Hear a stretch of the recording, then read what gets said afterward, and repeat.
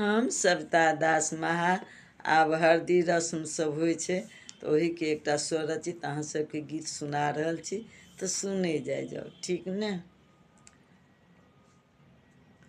अवधपुर से एलै सखी, अवधपुर से एलै सखी, हरदी उबटन लगन के दिन में एलै जनक अंगनमा लगन के दिन में एलै जनक अंगनमा।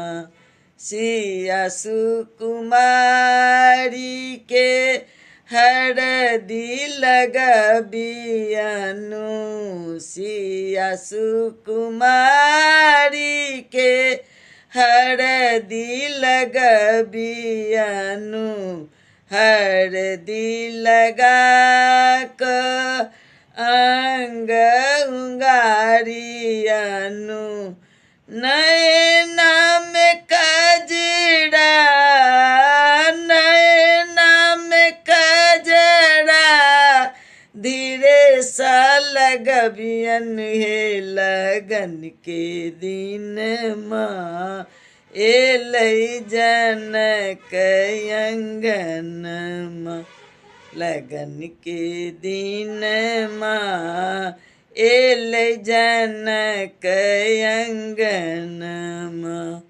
अवधपुर से एलै सखी, अवधपुर से एलै सखी, हरदी उबटन लगन के दिन में एलै जनक अंगनमा लगन के दिन में एलै जनक अंगनमा।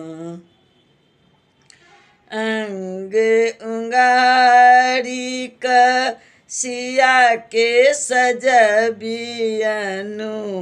सुंदर गहना धिया के पहिरबियनु,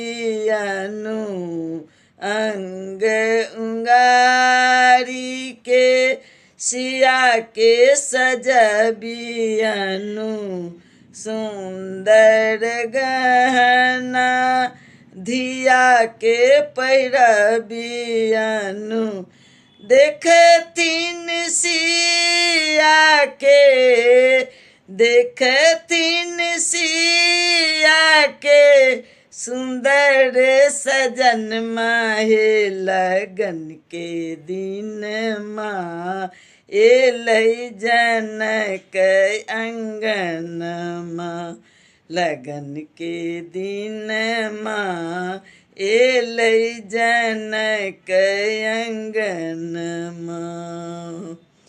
अवधपुर से एलै सखी, अवधपुर से एलै सखी, हरदी उबटन लगन के दिन में एलै जनक अंगनमा लगन के दिन में एलै जनक अंगनमा। कहथी सविता दास सुनु सब सखिया, मन मुस्काबथी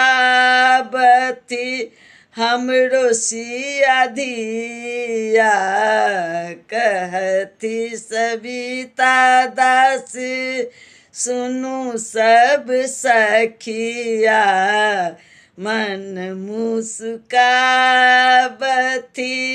हमरो सिया धिया, सुंदर लागे, सुंदर लागे सिया के बदन माहे लगन के दिन माँ एलै जनक अंगनमा लगन के दिन माँ एलै जनक अंगनमा। अवधपुर से एलै सखी, अवधपुर से एलै सखी, हरदी उबटनमा लगन के दिन में, एलै जनक अंगनमा लगन के दिन में, एलै जनक अंगनमा।